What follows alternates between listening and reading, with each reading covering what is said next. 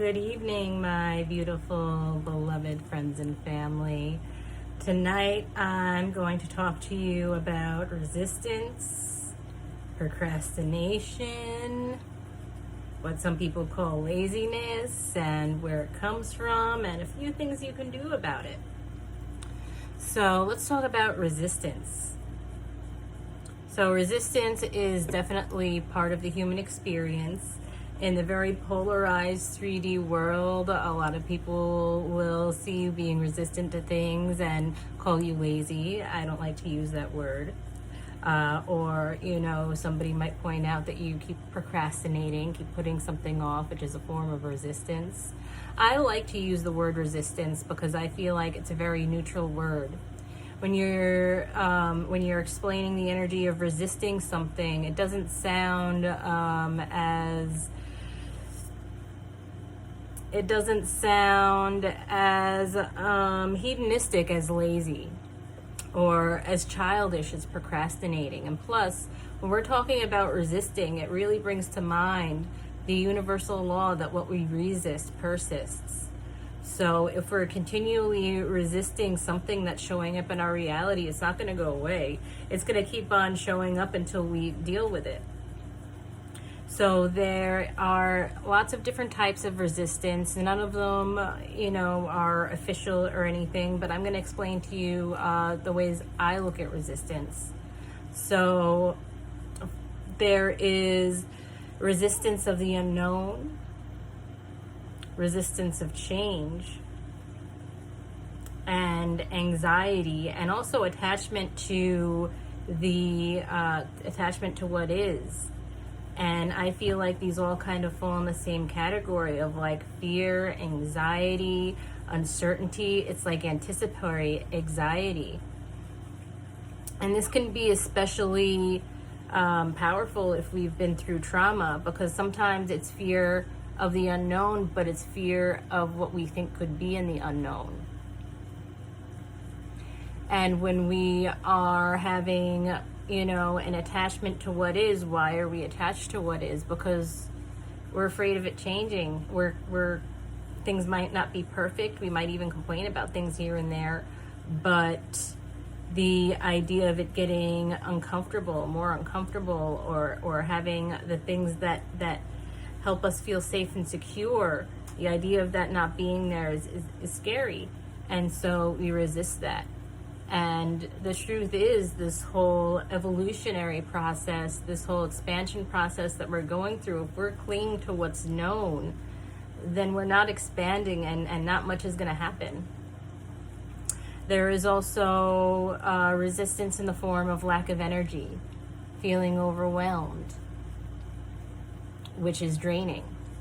It's this physical lack of energy. And when we're talking about, when somebody says laziness, this is kind of the image in your mind, right? It's someone just kind of laying there and they just don't feel like it. You don't feel like it. And when it's resistance of energy, you don't feel like it because you don't have the energy. And I'm going to circle back around to all of these for little tips, because there's a few tips that are going to apply to all of them. So there's also avoiding things because we know it's going to be uncomfortable or painful. And there's not even a doubt, but it's something that we know. Like if you have to go to the doctor and get a blood test, or if you have to do, or if you're feeling called to do some sort of ceremony that's going to bring up a lot of painful things, right? We can also be resistant to things that will empower us, because on an unconscious level, sometimes on a conscious level, we're often afraid of our own power, afraid to step into our power, afraid to shine, because on a level we know what we're capable of, and that can be scary. There's also resistance because we have a poor self-image. And it's, poor self-image is something that can hold you back in many ways. It can even hold you back from achieving your goals. And it's, if you, and that's a form of limiting belief, which is the other thing I'm going to talk about. So if you have an image of yourself or a false belief about yourself that says that you aren't the type of person that can handle this, or the type of person that can accomplish that, then you are failing yourself before you even try. So this is where a positive self-image really helps you achieve the things that you want to achieve.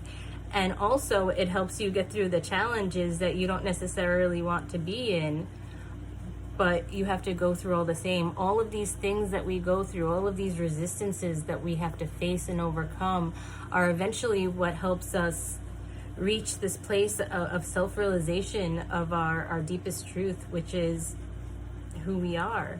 And who we are is God inside, all of us equally. Limiting beliefs and programming that we've given to ourselves, that have been provided by society, that kind of instill these limiting beliefs. For instance, I could never do that, or I'll never be a good speaker. I'm not smart enough. I'm not good enough. If I do this, then that will happen. If I do this, then they'll think that. All limiting beliefs. Or I have to have a PhD in order to make real money doing what I do. I need to be a martyr and be sacrificing myself constantly in order to be a good healer. I don't deserve nice things. I am not a good person. I can't do that. Or they won't accept me because I'm not a good person. I'm not really a good person. Those are all examples of limiting beliefs that can hold us back. And, all of these things amount us to avoiding obstacles and avoiding things that we need to confront in order to learn, in order to do our shadow work and have the realizations and the releases that we need to have. They keep us from doing these ideas keep us from doing our meditations, all of these resistances, these types of resistance, they keep us from doing the healing that allows us to step into our power. They can affect our ability to stay in healthy relationships, and put us in positions where we keep giving our power away. And so there's a couple of tips, like I said, that are going to really help you with all of these first, and then I'll go through them by one for one or two for each one. So a lot of this boils down, even the resistance to lack of energy boils down to making sure that your energy is in the present moment.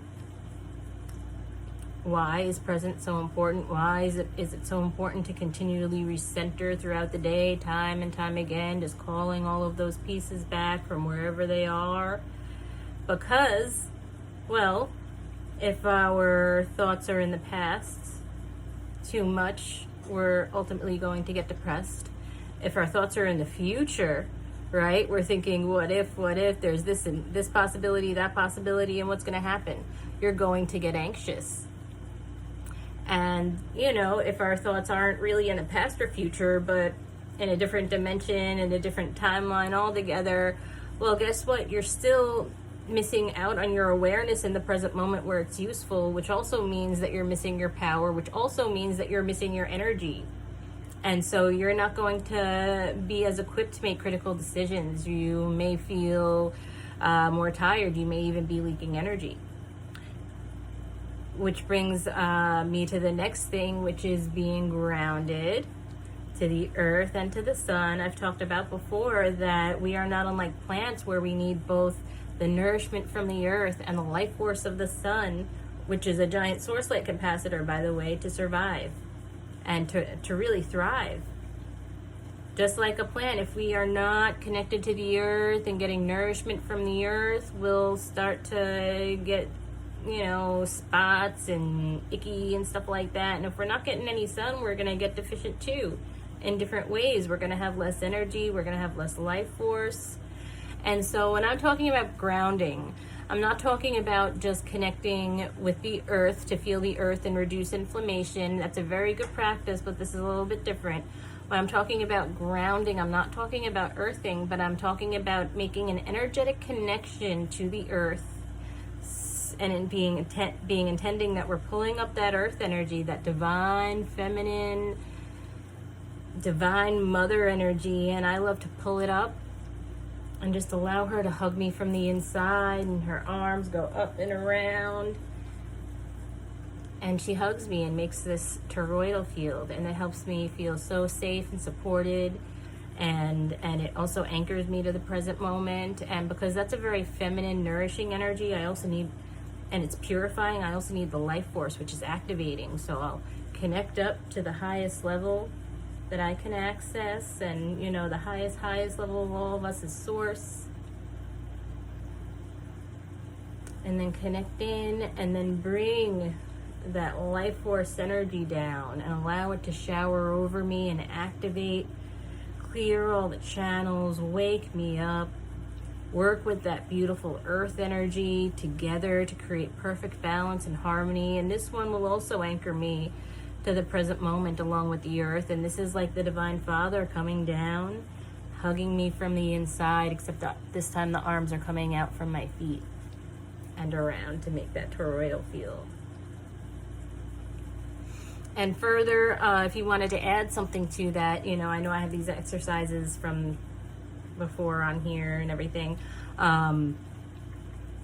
Another thing that would be good to do is also bring in a color. I like to do gold and really seal in your fields, because a lot of us who are sensitive, who are very empathic, our fields, you know, on one end, scientifically, what helps us experience more of more sensory input is in a large amygdala, but on an energetic level, it's a porous energy field. So if you take the time energetically to seal up those fields, then you're going to become more of a master of your energy.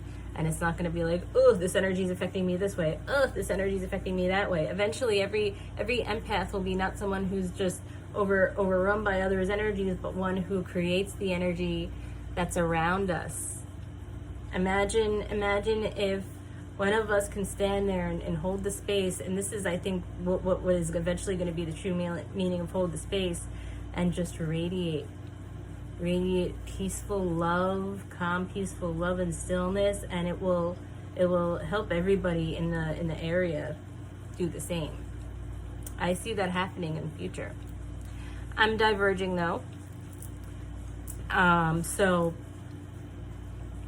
definitely presence, grounding, and centering here are essential to overcoming all of these types of resistances.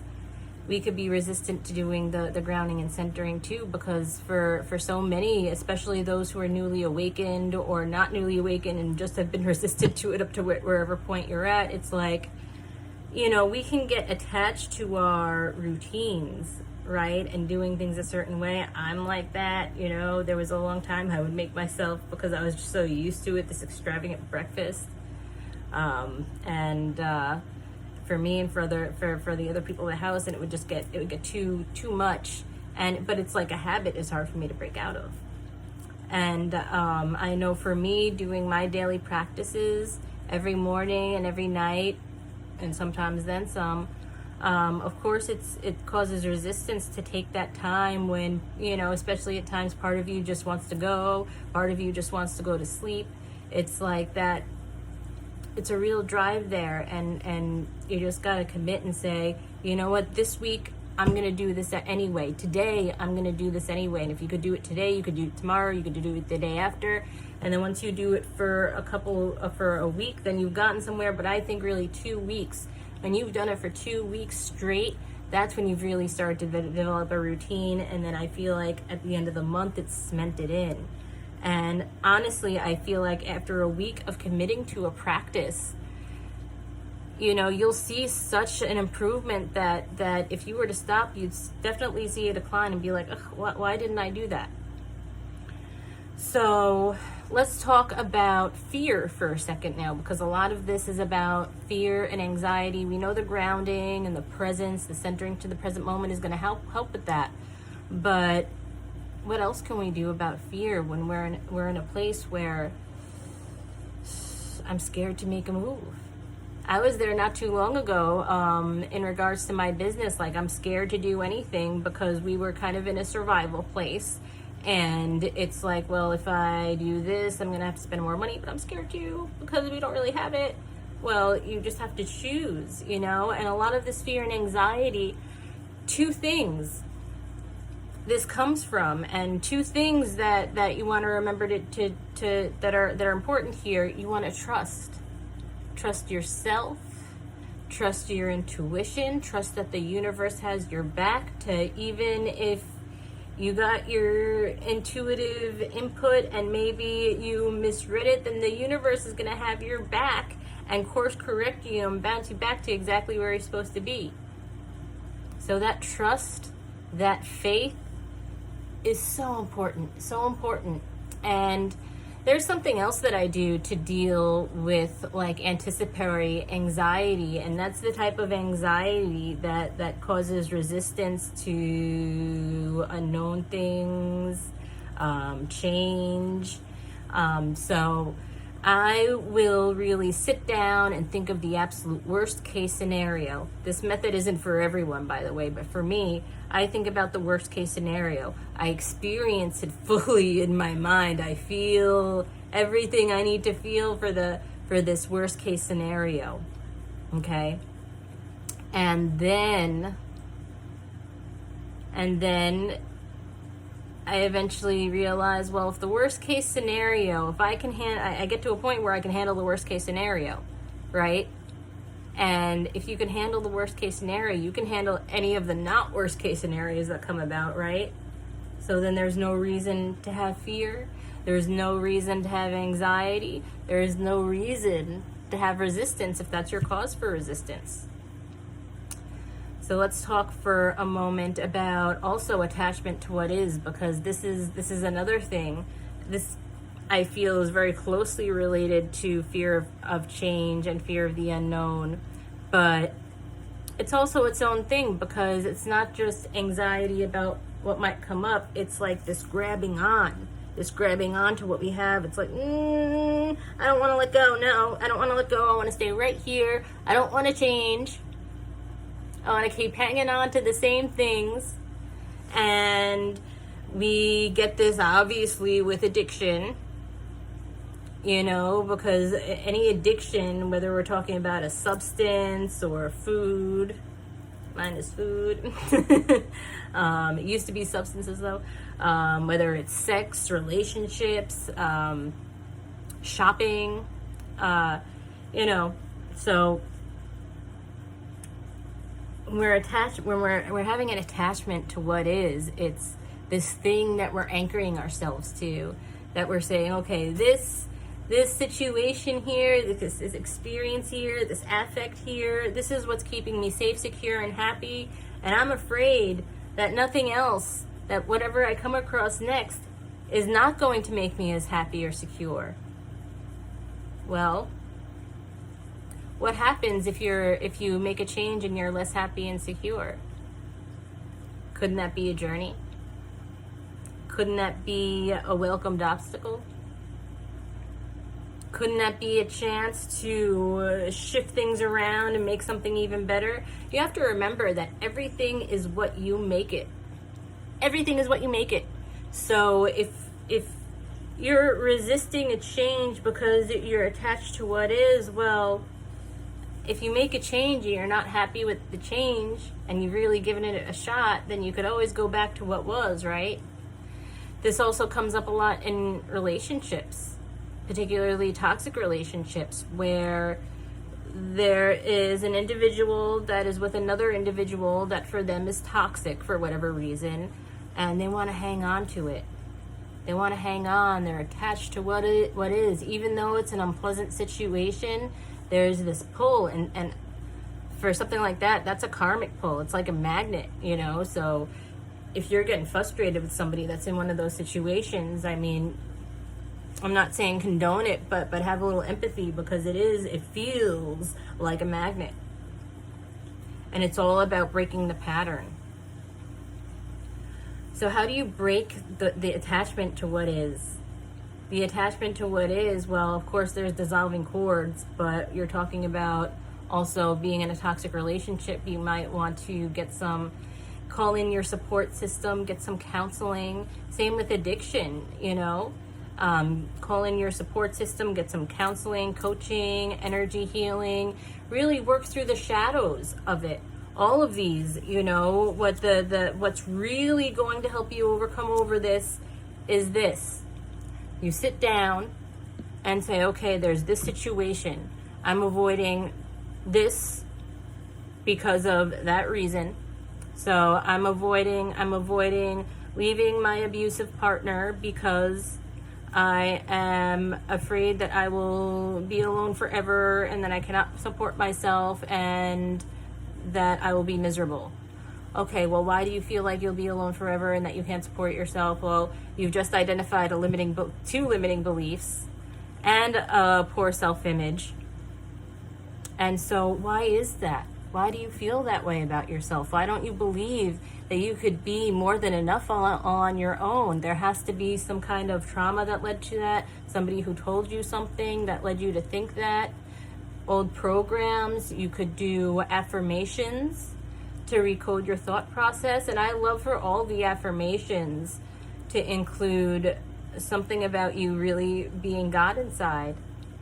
By the grace of God that I am, and through the presence of God, I can see myself as God, right? And one who is capable through this connection to my God self to make constructive decisions, to move forward and support myself and be happy and attract a partner that is perfect for me and that treats me really well, because I deserve to be happy, just as God deserves to be happy, because I am God and God is me.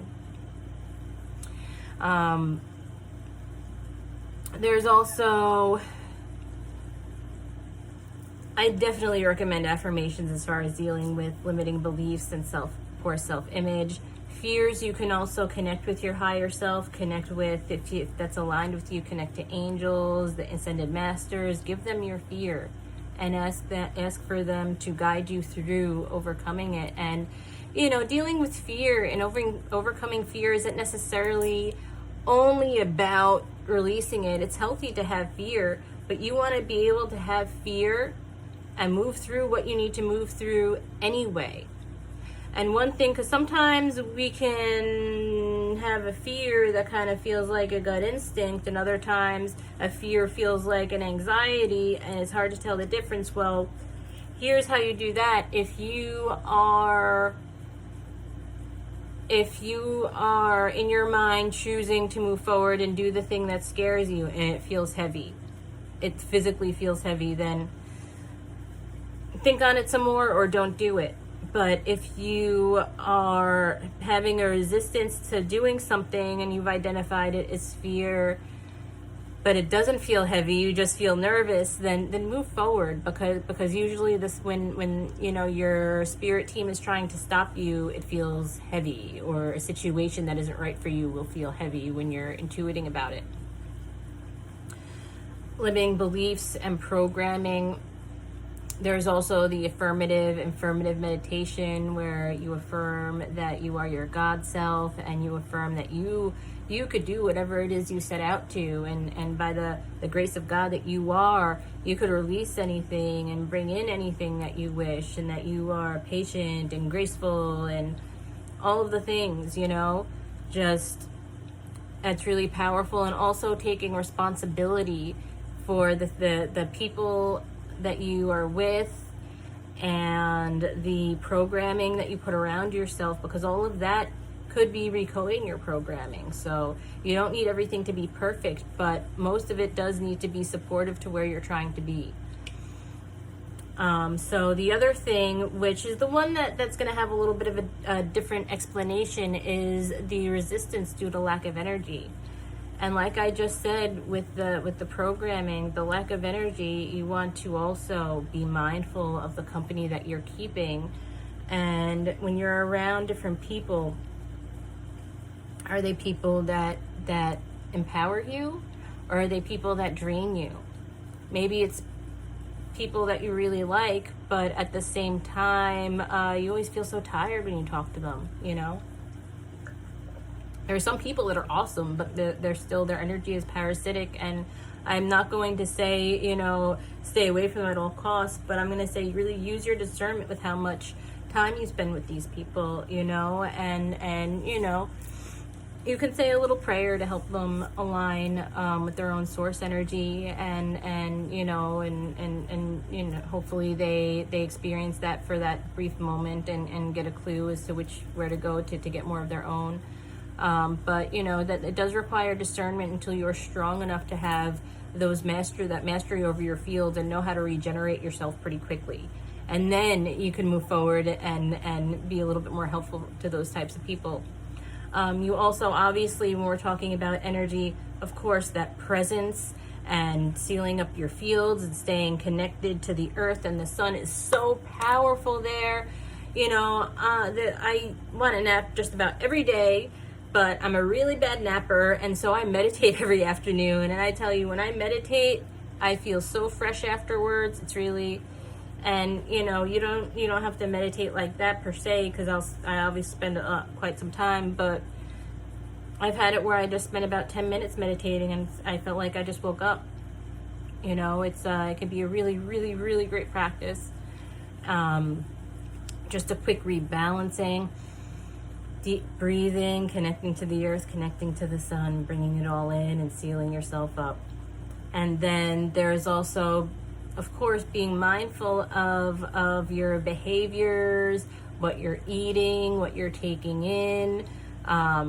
You don't want to, you know, of course, you want to eat very natural, whole foods. And I'm not going to tell anybody, you know, I consider myself a pescatarian, but I try to keep it as plant-based as possible. Listen to your body, practice mindfulness. This whole mindfulness thing is actually applies to everything, because I'm talking about mindfulness of the body, but also mindfulness of your feelings and thought reactions to different things are really going to help you navigate all of this. And so you want to eat foods that are colorful, bright, whole, you know, balanced, and I believe in mindful eating, and that everybody's body is different. Every body is different, so you really want to just listen to your body and feed it what it needs, you know. And what it needs isn't what you're craving right after you smoke a bowl or a joint. What it needs is, if you're craving something sweet, you probably need fruit. If you're lightheaded, you probably need something dense. And you want to eat lots of colors, high nutrient dense, and you also want to, believe it or not, avoid caffeine. You think, well, caffeine is going to be a big pick-me-up. Well, you know, a little bit is fine, but especially coffee and stuff like that, coffee, sugars, anything also artificial is going to really drain your energy. So if you're finding yourself often having resistance of energy, you want to also look at what you're putting in your body, and maybe you're putting some things in your body that are fine for other people but aren't fine for you. And this is where mindful eating comes in. And so that's something I definitely recommend. I mentioned, you know, being mindful of people that you're around, and also the kinds of things that you're taking in.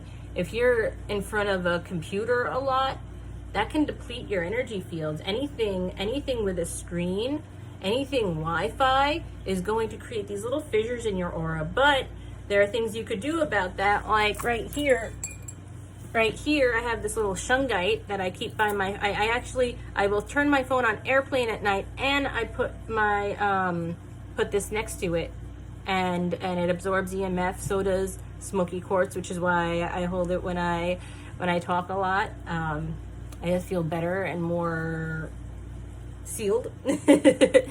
And so there are things you could do, but I would also recommend not watching the news like ever, and you know, even avoiding just regular TV and movies, because I mean, what we're doing at best there is dissociating, and that's okay sometimes, but not in excess, you know. And also when you are doing it in very careful, small, moderate amounts, also be mindful of the quality of things that you're consuming, because it is programming, and the more you expand, the more sensitive you're going to come to that stuff, and you're going to find yourself catching that, like, oh gosh, I used to love this, but I'm a Halloween baby. I used to love horror movies, And you know what? I kind of still do sometimes, but they've also gotten kind of old. I'm more like now, like the scary movies that are also funny, but also not too dumb, which is hard to find. Okay, well, we've talked about the different types of resistance, some things that you can do to overcome it. Especially with procrastination. I used to be a big procrastinator, and now I have this mantra: what better time than now? What better time than now?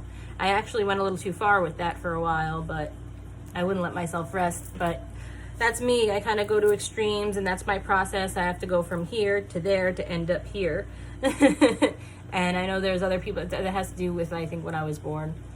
But okay, guys, I think I'm finished here, and I've already gone on quite some time, and I hope this has been helpful to you. We're going to talk more about overcoming resistance this Friday at 8 p.m. Central, which is also 9 p.m. Eastern, 7 p.m. Mountain, and 6 p.m. Pacific. I got it right this time.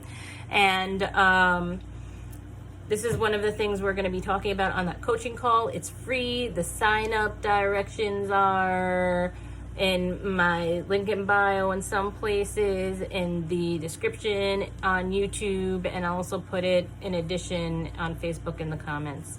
All right, I love you guys so much, and you know, a lot of this stuff also I'll be making other videos about, so